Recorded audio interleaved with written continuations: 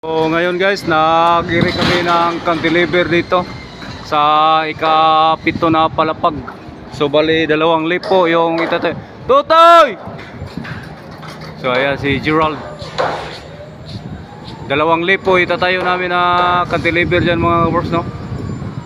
So ayan, pero hindi masyadong malaki. Baka 1.5 by 1.5 yung cantilever na itayo namin. So nag-tower kami dyan sa ilalim ng balkone. So nagbata kami ng bali 4 meters. So ayan si Gerald. Tutoy! So, ayan si Gerald mga kabers, no? Ang haba. So right. Yan.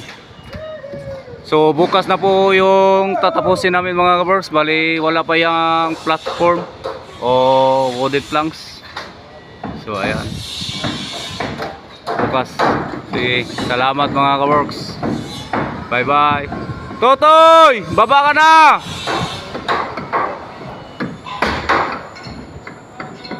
So ayan, bukas ulit mga kabers.